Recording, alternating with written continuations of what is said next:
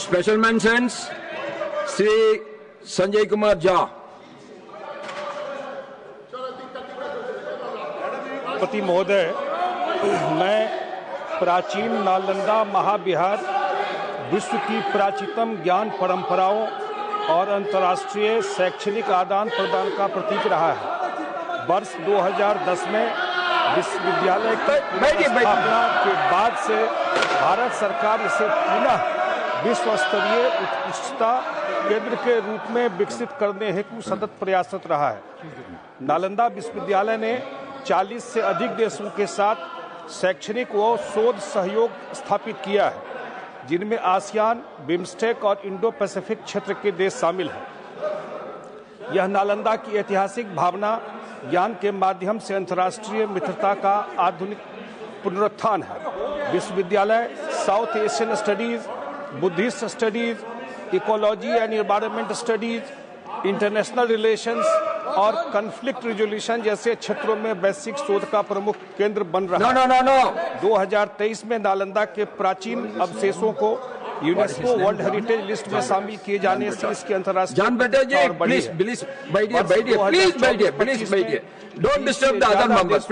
छात्र नामांकित हुए, जिससे यह वास्तविक रूप से बहुराष्ट्रीय परिसर के रूप में उभर रहा है। एक्ट ईस्ट पॉलिसी और कल्चरल डिप्लोमेसी के अंतर्गत नालंदा विश्वविद्यालय आसियान, बिम्स्टेक क्षेत्रों के लिए साझा अकादमिक मंच बनकर भारत की विश्व गुरु की भूमिका को मजबूत कर रहा है।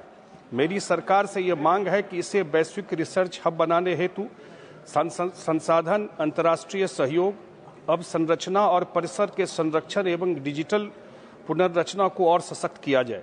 वैश्विक शोध नेटवर्क के साथ संयुक्त अनुसंधान को और बढ़ावा दिया जाए।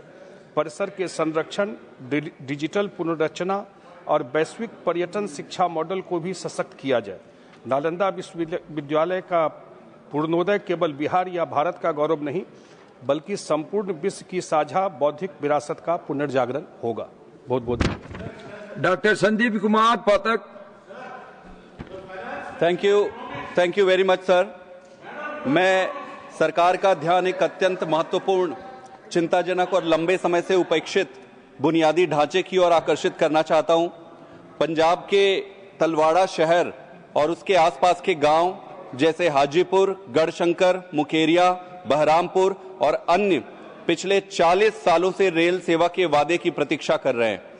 वर्ष 1981 में घोषित इस 84 किलोमीटर लंबे नंगल तलवाड़ा रेल प्रोजेक्ट पर अब तक लगभग 2000 करोड़ से अधिक की राशि खर्च हो चुकी है, लेकिन आज भी स्थानीय लोग अंतिम चरण तलवाड़ा तक रेल पहुंचने की प्रतीक्षा कर रहे हैं। इस देरी का कारण स्थानीय लोगों को न केवल यात्रा में कठिनाई होती है, बल्कि इस क्षेत्र का आर्थिक और सामाजिक विकास भी रुका हुआ है। मेरी सरकार से यह मांग है कि इस पर ध्यान दिया जाए। धन्यवाद। श्रीमती गीता लय चंद्रप्रभा जी। धन्यवाद सभापति महोदय। मैं आपके माध्यम से सरकार का ध्यान आकर्षित करना चाहती हूं कि उत्तर प्रदेश के औरैया जनपद के जिला मुख्यालय सहित प्रमुख कस्बों में सीवरेज सहित अन्य जल निकासी व्यवस्थाओं का अभाव है। जनपद के प्रमुख कस्बे जैसे बिधूना, छलदा, दिव्यापुर, फफूंद आदि में जल निकासी की पर्याप्त व्यवस्थाएं न होने के कारण जगह जगह जल भराव की स्थिति बन जाती है, जिससे इन क्षेत्रों में रहने वाले लोगों को जल भराव से उत्पन्न होने वाले मच्छरों एवं अनेकों बीमारियों का सामना करना पड़ता है। बरसात के समय इन क्षेत्रों में रहने वाले लोगों के पास निकलने का पर्याप्त रास्ता नहीं होता है। स्कूली बच्चों, महिलाओं, बुजुर्गों को जल भराव की समस्या का सर्वाधिक कठिनाइयों का सामना करना पड़ता है। अतः आपसे निवेदन है कि सरकार द्वारा संचालित अमृत योजना या शहरी क्षेत्र में जल निकासी तथा सीवर से संबंधित किसी अन्य योजना के अंतर्गत औरैया जनपद के प्रमुख नगरीय क्षेत्रों में सीवरेज तथा जल निकासी की सुविधाओं को विकसित करने का कष्ट करें। धन्यवाद। It is now 6 p.m. If the House agrees, we may sit beyond 6 p.m. till the disposal of today's listed business and the special mentions permitted for today. Do I have the leave of the House to extend this sitting beyond 6 p.m.? Yes. Continue. अतः आपके माध्यम से सरकार से मेरा अनुरोध है कि भारत सरकार द्वारा संचालन अमृत योजना या शहर क्षेत्र में जल निकासी तथा सीवर से संबंधित किसी अन्य योजना के अंतर्गत औरैया जनपद के प्रमुख नगरीय क्षेत्रों में सीवरेज तथा अन्य निकासी की सुविधा को विकसित करने का कष्ट करें। धन्यवाद। श्री रामचंद्र जंगरा। एक अति महत्वपूर्ण विषय के ऊपर मैं सदन का ध्यान आकर्षित करना चाहता हूं। आजकल कृषि क्षेत्र में अति घातक कीटनाशक व खरपतवार नाशक केमिकल किसानों द्वारा प्रयोग किए जा रहे हैं, जो कृषि भूमि को अति जहरीला बनाते हुए प्राणी मात्र के लिए विनाशक सिद्ध हो रहे हैं। कुछ केमिकल तो इतने विषैले हैं कि अगर उनके छिड़काव किए हुए या डाले हुए स्थान से एक सप्ताह तक गलती से कोई घास निकालकर पशुओं को डाल दे तो पशुओं की मृत्यु हो जाती है। इसी प्रकार आजकल किसान मेड़ों या सिंचाई के लिए प्रयोग होने वाली नालियों में उगे घास को किसी कृषि उपकरण से उखाड़ने की बजाय वहां पर उगे घास को समाप्त करने के लिए एक केमिकल का छिड़काव कर देते हैं। यह केमिकल इतना घातक होता है कि जहां छिड़काव होता है वहां जमीन स्पंज की तरह नरम हो जाती है तथा जमीन के नीचे 1.5 फुट की गहराई तक चूहा या सांप वगैरह होता है, वो भी मर जाता है। कुछ दिन पहले एक किसान सुबह सवेरे खरपतवार घास छिड़काव करके चला गया। थोड़ी देर बाद एक चरवाहा वहां अपनी भेड़ें को चराने के लिए आ गया। वहां के घास को खाते हुए उसकी 45 भेड़ें मर गई। इससे अनुमान लगाया जा सकता है कि उसके साथ उगे अनाज के पौधे में उसका कितना असर जाता होगा। जिस अनाज को पशु इंसान सभी खाते हैं उसमें कितनी विषाक्त और बीमारियां आती होंगी। कृपया सरकार इसकी तरफ ध्यान दे, किसान को प्राकृतिक खेती की तरफ प्रोत्साहित करे। श्री गोल्ला बाबूराव गारू। Before I start the special mention, I want to thank the BJP government and Health Minister Shri Nadda ji for starting an innovative program, Dr. Ambedkar Medical Aid Scheme, to the scheduled castes and scheduled tribes. The government is implementing Dr. Ambedkar Medical Aid Scheme to provide medical treatment to patients suffering from serious health problems relating to kidney, heart, liver, cancer, brain hemorrhage, etc. for SC and STs. It is a very good scheme for the poor SC STs. Under the scheme, 100% of the estimated cost of the treatment is given to the concerned hospital. But there are various limitations, and one of them is family income of SC STs should not exceed 3 lakhs only. Secondly, if one looks the money given for the various surgeries, treatment, it appears to be insufficient. For example, the following amounts are being given: the heart surgery 1.25 lakhs, kidney surgery 3.5 lakhs, cancer 1.75 lakhs, brain surgery 1.5 lakhs, kidney transplant 3.5 lakhs, spinal surgery 1 lakh. The rates for various surgeries are just a fraction of the real cost for important surgeries and treatment. Government is saying that 100% of the estimated cost of the treatment is directly released to the concerned hospital. But the real estimated cost is much more and more. Not only this, income limit fixed for the family is also too low, which is only 3 lakhs per annum for family income. Hence, I request the government of India to revise the family income limit to 10 lakhs and also increase the limit for various treatment surgeries to at least on par with the rates of CGHS. Thank you.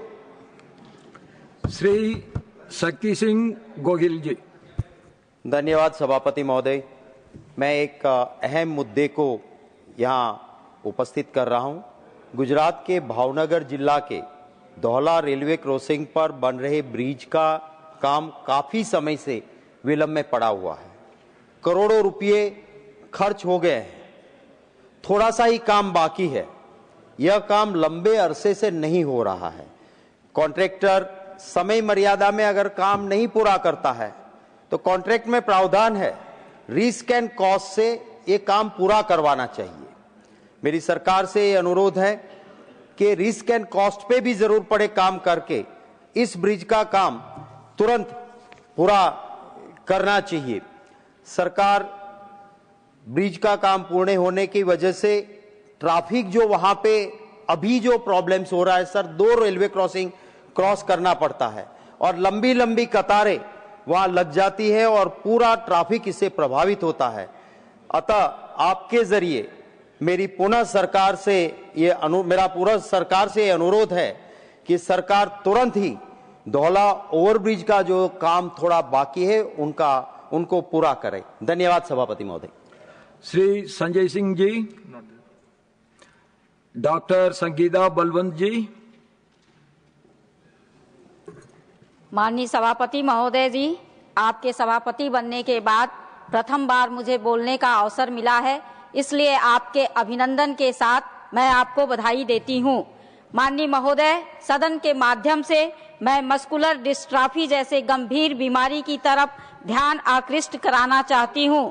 यह बीमारी मांसपेशियों से संबंधित बीमारी है, जिसमें जो बच्चे या वयस्क इस बीमारी से पीड़ित हो जाते हैं, उनकी मांसपेशियां कमजोर होने से वह धीरे धीरे पूर्णतः दिव्यांग हो जाते हैं। इस बीमारी के इलाज का खर्च बहुत ज्यादा होने के कारण अधिकांश मरीज अपने इलाज का खर्च वहन नहीं कर पाते हैं। इलाज के अभाव में वह पूर्णतः दिव्यांग हो जाते हैं और शीघ्र ही उनकी मृत्यु हो जाती है।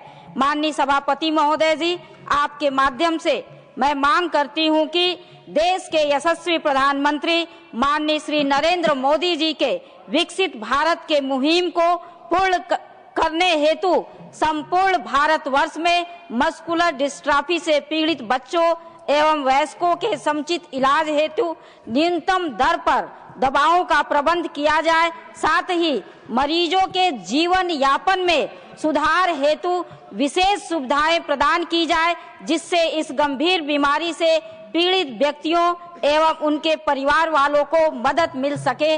धन्यवाद। श्री मदान राठौर जी। माननीय सभापति महोदय, मैं आपके माध्यम से सरकार का ध्यान एक अत्यंत गंभीर और चिंताजनक सामाजिक समस्या की ओर आकर्षित करना चाहता हूं, और वह है बच्चों और युवाओं में बढ़ती आक्रामक प्रवृत्ति और हिंसात्मक व्यवहार। आज के समय में विद्यालय जैसे सुरक्षित माने जाने वाले स्थानों में भी छात्र एक दूसरे पर चाकू से हमला कर रहे हैं। मारपीट की घटनाएं आम होती जा रही है और यह प्रवृत्ति केवल महानगरों तक ही सीमित नहीं रही, बल्कि छोटे शहरों और ग्रामीण क्षेत्रों तक फैल चुकी है। हाल ही में एक स्कूल में एक छात्र द्वारा अपने सहपाठी पर चाकू से हमला करने की घटना ने पूरे देश को झकझोर दिया। देश भर में ऐसे कई उदाहरण सामने आ रहे हैं। गाजियाबाद में एक छात्र ने परीक्षा में कम अंक आने पर स्कूल में तोड़फोड़ कर दी, और मुंबई में एक 15 वर्षीय छात्र ने गेम न खेलने देने पर अपने पिता पर हाथ तक उठा दिया। इस समस्या के पीछे कई कारण है। परिवार में संस्कारों की कमी, सामाजिक और डिजिटल मीडिया से आने वाली हिंसात्मक सामग्री, नैतिक शिक्षा का अभाव, मानसिक स्वास्थ्य के प्रति उपेक्षा, माता पिता के बच्चों से संवादहीनता, यह महज एक सामाजिक चिंता ही नहीं, बल्कि आने वाले भविष्य के लिए गंभीर चेतावनी है। यदि हम आज नैतिक शिक्षा, मानसिक स्वास्थ्य और परिवार की भूमिका को लेकर सजग नहीं हुए, तो आने वाली पीढ़ी एक संवेदनहीन समाज की ओर बढ़ती जाएगी। अतः मेरी आपसे विनम्र अपील है कि विद्यालयों में नैतिक शिक्षा और जीवन मूल्यों को पुनः अनिवार्य किया जाए। शिक्षकों और अभिभावकों के लिए संवेदनशीलता कार्यशालाएं आयोजित किए जाए। छात्रों के लिए मानसिक स्वास्थ्य परामर्श सेवाएं उपलब्ध कराई जाए। सोशल मीडिया और ऑनलाइन गेमिंग कंटेंट्स पर निगरानी और मार्गदर्शन सुनिश्चित किया जाए। धन्यवाद। श्रीमती माया नारोलिया। नहीं। श्री I.S. इनबदुरई। डॉक्टर मेहता विश्राम कुलकर्णी जी। Thank you, Honorable Chairman, sir. My subject is circulation of AI-generated and morphed obscene content of Hindu gods and goddesses on social media and the urgent need for a Hindu faith protection law. Honorable Chairman, sir, I wish to draw the attention of this august House to a deeply disturbing and sensitive issue. In recent months, social media platforms and several internet sites have witnessed a surge of AI-generated, morphed, and deepfake nude and obscene images and videos of Hindu gods and goddesses. Reports indicate that a large number of Hindu deities are being deliberately and systematically targeted by certain miscreants with malicious intent, clearly aimed at hurting religious sentiments, provoking communal tension, and destabilizing social harmony across the country. Sir, the misuse of artificial intelligence, deepfake tools, and sophisticated image manipulation technologies have opened a dangerous new front in cybercrime. Religious icons and sacred imagery are being distorted and circulated with impunity, revealing not only the inadequacy of current legal frameworks, but also the urgent need for stronger accountability mechanism for digital platforms. The scale, coordination, and intent behind these activities show a planned attempt to malign Hindu faith and undermine cultural unity. In this context, I urge the government to take the following steps. Launch immediate, strict, exemplary action against those creating or circulating such offensive content. Mandate social media companies to deploy proactive AI-based detection, swift takedown systems, and stricter verification protocols for sensitive content. Formulate a strong and comprehensive Hindu faith protection law or anti-blasphemy law with stringent provisions against AI-enabled religious defamation. Establish a special cyber task force dedicated to religious discretion cases. Protecting our faith, cultural dignity, and social harmony is our collective constitutional responsibility. I request urgent intervention from the government. Thank you, sir. Shriman Muhammad Nadimul Haqji. Thank you, sir. So my subject is need to boost manufacturing sector amid global uncertainty. The economic growth of the country continues to be adversely affected by the stagnant manufacturing sector. In India, the manufacturing sector contributes to just 17% of the GDP. Even if you look at the decadal figure, the contribution of the manufacturing sector to the overall gross value added has been around 17 to 18% for the last 10 years. We have not achieved the scale necessary to drive employment, exports, or technological upgradation, which would integrate the Indian industries into the global manufacturing network. If we look at the global picture, India has only 3.3% share in global manufacturing output, which is disproportionately low for the world's fifth largest economy. One major reason is that India is still not integrated well into the global value chains, GVCs, while GVCs make up about 2/3 of all world trade. The current global context necessitates such participation.